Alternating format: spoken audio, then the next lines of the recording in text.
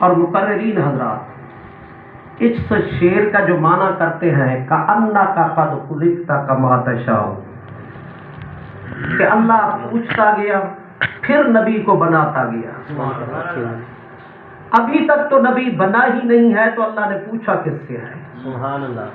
ابھی تک نبی آیا ہی نہیں ہے، ایک چیز پہلے بنی ہی نہیں ہے، اور علماء بیٹھے ہیں کأنک قد خلقت کما تشاء، گویا کہ محبوب آپ کو اللہ نے ایسے بنایا جیسے آپ چاہتے تھے۔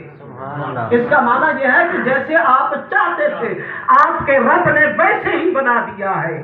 جب دیکھیے کوئی بندہ بن جاتا ہے، پیدا ہو جاتا ہے، شیشہ دیکھتا ہے تو شیشے کے سامنے اسے کوئی کمزور پہلو نظر آتا ہے، کوئی کمی نظر آتی ہے، کوئی کجی نظر آتی ہے۔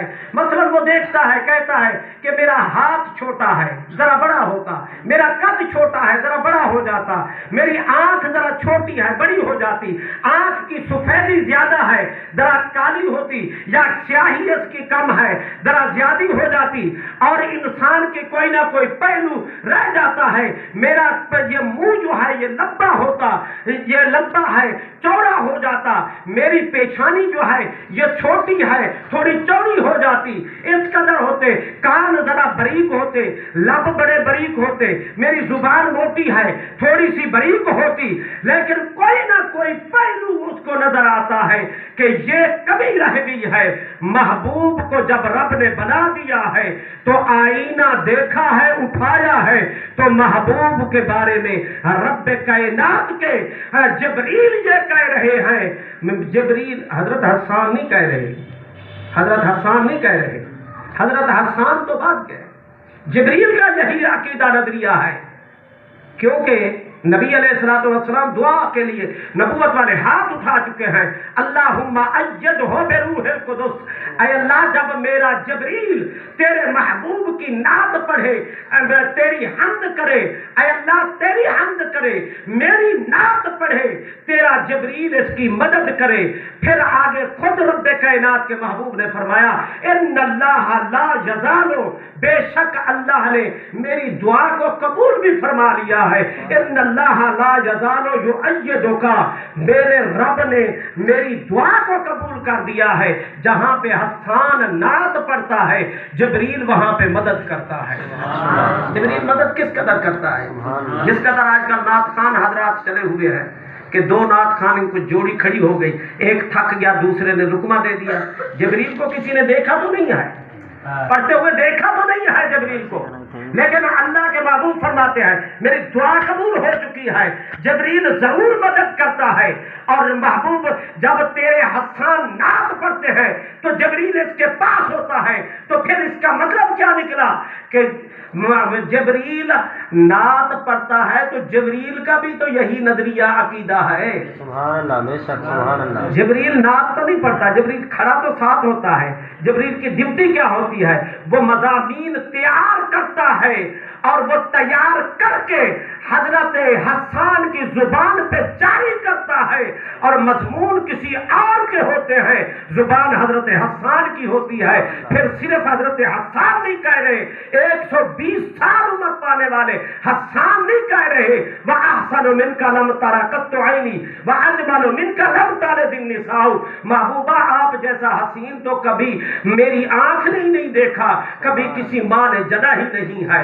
یہ صرف جبریل حسان نہیں کہہ رہا کہ 120 سال عمر پانے والا، بلکہ لاکھوں سال عمر پانے والا جبریل یہ مضامین تیار کر کے حضرت حسان کے دل دماغ پہ زبان پہ القاء کر رہا ہے، اور حسان خود ادا کر رہا ہے۔ اور صرف یہ حسان کا عقیدہ نہیں ہے بلکہ جبریلی عقیدہ یہی ہے کہ 1,24,000 کم و بیش پیغمبروں کی بارگاہ کی حاضری دینے والا جبریل، یوسف جیسے حسین کے پاس آنے والا جبریل، وہ جبریل کہہ رہا ہے وَأَحْسَنُ مِنْكَ لَمْ تَرَ قَطُّ عَيْنِي، محبوب آپ جیسا حسین تو میری آنکھیں جبریلی نے دیکھا ہی نہیں ہے۔ مشرق سے مغرب تک، شمال سے جنوب تک، زمین کے چپے چپے پہ اترا ہوں، محبوب میری آنکھ نے آپ جیسا حسین دیکھا ہی نہیں ہے، اور کسی ماں نے جنا ہی نہیں ہے۔ थोड़ा सा आगे ज़ौक़ की बात कर दो।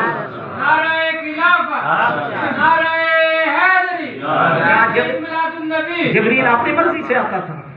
नहीं। जिब्रील अपनी मर्जी से? जैसे हम मुंह उठा के चले हुए हैं, रब कहता है नमाज पढ़ो, हम नमाज के करीब नहीं जाते। रब कहता है ज़कात दो, ज़कात के दौरान हम हमारे सुन्नी भी शिया मसलक लिखवा देते हैं ज़कात से बच जाए। रोजे के दिनों में देखो अपने मुंह उठा के फिर रहे हैं। मेरे रब के महबूब फरमाते हैं हम बे अमरे ही, अल्लाह के फरिश्ते अल्लाह के हुक्म के पाबंद हैं, इधर उधर नहीं होते। तो पता चला जिब्रील को भेजने वाले जात रब्बे लम जदल की है, बेनियाज रब भेज रहा है। फिर जो भेजता है कुछ समझा के भेजता है या बगैर समझे भेज देता है? जिस काम के लिए भेज रहा है वो कुछ समझाता तो होगा, कुछ बोलता तो होगा, कहता तो होगा। अल्लाह रब्बुल इज्जत जिब्रील को कह रहा है कि जिब्रील जा मेरे हस्सान के पास, और हस्सान के दिल दिमाग पे तूने इल्का क्या करना है? व अहसनु मिनका लम तरा कत्तु ऐनी व अजमलु मिनका लम तालिदिन निसाहु। ये जिब्रीली अकीदा नजरिया नहीं है, बल्कि रब्बे लब यज़ल फरमा रहे हैं महबूबा मेरी निगाह उलूहियत में तेरे जैसा हसीन तो कोई है ही नहीं। अगर मेरी निगाह उलूहियत के अंदर सजा है तो हुस्न किसी का, तो प्यारे मुस्तफा तेरा हुस्न सजा है, किसी और का नहीं सजा। खुलक़्ता मुबर्रा मिन कुल्लि ऐबिन, हर ऐब से अल्लाह ने महबूब को पाक पैदा फरमा दिया है। जरा दरूद शरीफ का नजराना पेश कर लीजिए। यार दरूद शरीफ पर कोई पाबंदी है, बैन है? कोई बैन है तो ना पढ़ो। बिल्कुल अगर नबी से मोहब्बत है, नबी से प्यार है, तो फिर नबी की जात पर दरूद वज गज के पढ़ लो। देखिए अल्लामा इकबाल साहब, हर इबादत कोई इबादत हो, अगर नेक अमल करोगे तो ये दाएं कांधे वाला फरिश्ता लिखेगा, अगर बुराई करोगे तो बाएं कांधे वाला फरिश्ता लिखेगा। ये दाएं कांधे वाला फरिश्ता हाकिम है, ये महकूम है। और जब तुम दरूद अपने नबी पे पढ़ते हो, दरूद अपने रसूल पे पढ़ते हो, अपने महबूब पे पढ़ते हो दरूद, तो ये दाएं फरिश्ता, दाएं कंधे वाला फरिश्ता भी लिखता है, बाएं वाले को कहता है तू भी लिख। बाएं वाला अर्ज करता है कि हुजूर मैं क्या लिखूं? नेकी कर रहा है, बुराई तो कोई नहीं कर रहा, मैं क्या लिखूं? ये तो तेरी ड्यूटी है नेकी लिखना, मैं क्या लिखूं? ये दाएं कांधे वाला फरिश्ता आर्डर देता है, हुक्म देता है, मैं इसके नामे आमाल में नेकियां लिखता चला जाऊंगा। जब तक ये दरूद पढ़ने वाला दरूद पढ़ता रहे तू इसके नामे आमाल से गुनाह मिटाता चला जा। और कलम तू भी उठा ले, कलम मैं भी उठा लेता हूँ, तू भी अपना रजिस्टर उठा ले, मैं भी अपना रजिस्टर उठा लेता हूँ। मैं अपने रजिस्टर पर इस दरूद पढ़ने वाले के नामे आमाल के अंदर नेकियां लिखता चला जाता हूँ, तू इसके अंदर जो गुनाह लिखे हैं उन गुनाहों को मिटाता चला जा जब तक ये दरूद पढ़ता रहे। एक दिन महबूब करीम अलैहिस्सलाम तवाफ़ काबा कर रहे थे। तवाफ़ काबा करते करते महबूब करीम अलैहिस्सलाम हजर अस्वद से गुजर गए। हजरत मौला मुर्तज़ा रज़ी अल्लाह तआला अन्हु साथ है। पीछे से कुछ दरूद पढ़ने की आवाज आई, अस्सलातु वस्सलामु अलैका या रसूल अल्लाह, अस्सलातु वस्सलामु अलैका या रसूल अल्लाह, अस्सलातु वस्सलामु अलैका या हबीब अल्लाह। दरूद पढ़ने की पीछे से आवाज आई। मौला मुर्तज़ा ने मुड़ के देखा, पीछे देखा, दरूद पढ़ने वाला कोई नजर नहीं आया। सुभान अल्लाह। फिर आगे गुजरे, दरूद की आवाज आई, फिर मुड़ के देखा, पीछे कोई नजर नहीं आया। महबूब ने खुद फरमा दिया कि ऐ मौलाए मुर्तज़ा को, ऐ अली क्या देख रहा है?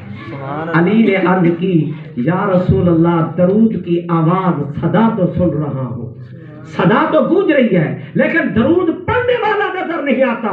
मेरे मुस्तफा ने फरमाया कि ये काबे की दीवार के अंदर ये काला पत्थर देख रहा है, یہ حجر اسود نہیں تھا، حجر ابیض تھا. جب جنت سے آیا تھا یہ ابیض تھا، سفید تھا، چمکتا تھا، اس کا نور دور تک جایا کرتا تھا اور لوگ اس کے نور کی وجہ سے کعبے کی طرف آ جایا کرتے تھے. یہاں پہ بستی ہے، کچھ دیر ٹھہر جائیں گے، کھانے کو مل جائے گا، پینے کو مل جائے گا. عرب والے بڑے سخی تھے، مہمان نواز تھے، مہمان نوازی کیا کرتے تھے، اس کے نور پہ آیا کرتے تھے. اور میرے جیسے تمہارے جیسے گناہگار جاتے رہے اور حجر اسود کو چومتے رہے. حجر اسود ان کے گناہوں کو، نبی علیہ الصلوۃ والسلام فرماتے ہیں حجر اسود کو جو چومتا ہے اس کے گناہوں کو یہ جذب کرتا ہے اور قیامت کے دن اس کی سفارش کرے گا، گواہی دے گا کہ اس نے مجھے چوما تھا. اور جو چومنے تک نبی علیہ الصلوۃ والسلام نے فرمایا نہیں پہنچ سکتا وہ استعلام کر لے دور سے. سبحان اللہ سبحان اللہ. اور یہ چوما کیوں جا رہا ہے حجر اسود؟ پتھر تو باقی بھی ہیں، کوتور کے پتھر بھی ہیں، ابو قبیس کے پتھر ہیں، غار ہرا کے پتھر ہیں، غار ثور کے پتھر ہیں، باقی پتھر بھی تو ہیں. اور یہ کیوں چوما جا رہا ہے؟ کبھی غور کیا ہے کیوں چومتے ہیں اس کو؟ جب اس نے نبی پر درود پڑھا، میرے نبی نے جا کر اس کو چوم لیا ہے اور میرے نبی نے اپنے امتیوں کو، کلمہ پڑھنے والوں کو فرما دیا کہ اس نے مجھ پر درود پڑھا ہے، میری ذات پر میں مصطفیٰ چوم رہا ہوں. اور قیامت تک میرے امتیوں، کلمہ پڑھنے والوں اور کعبے میں آنے والوں، کعبے کا طواف کرنے والوں، جب تک تم اس کو چومو گے نہیں یا استعلام نہیں کرو گے اس وقت تک تمہارا طواف کعبہ بھی مکمل نہیں ہوگا. یہ رکن بن گیا ہے کعبے کو، پتھر کو چومنا. یہ سیاہ اس لیے ہو گیا ہے، ہمارے گناہوں کو چومتے چومتے جذب کرتے کرتے یہ سیاہ ہو گیا ہے. اب ابیض کی بجائے حجر اسود ہر کوئی کہتا ہے. اب تو درود شریف پڑھ لو. ابھی دل نہیں راضی ہوا تو پھر کچھ اور میں عرض کر دوں.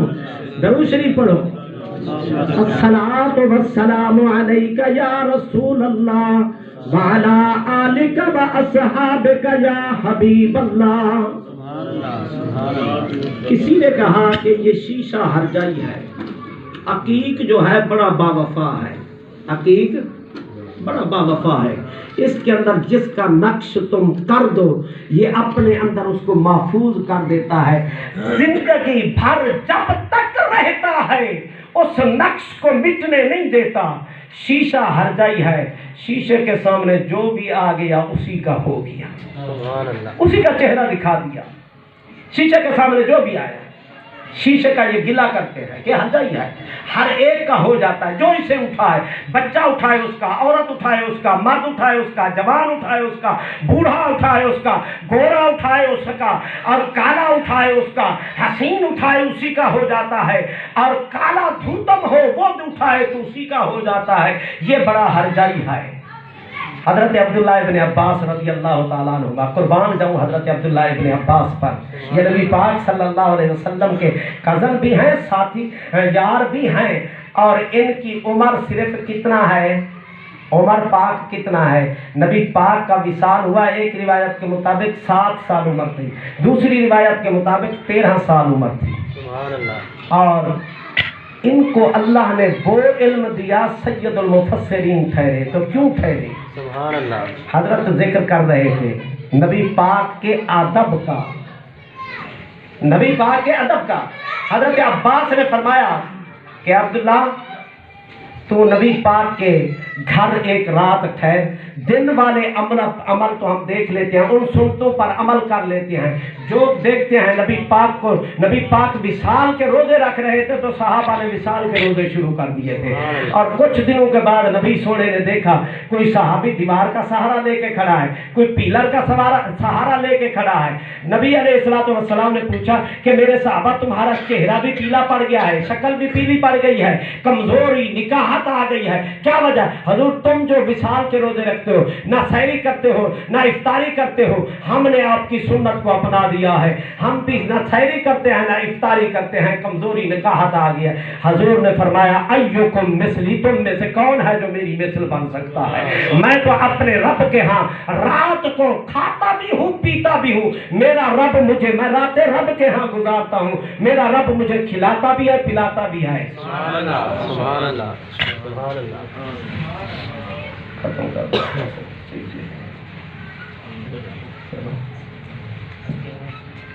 تو نبی علیہ الصلوۃ والسلام کی پاک ذات، ایک دن جبریل علیہ الصلوۃ والسلام آئے تو اللہ محبوب نظر نہ آئے۔ نعرہ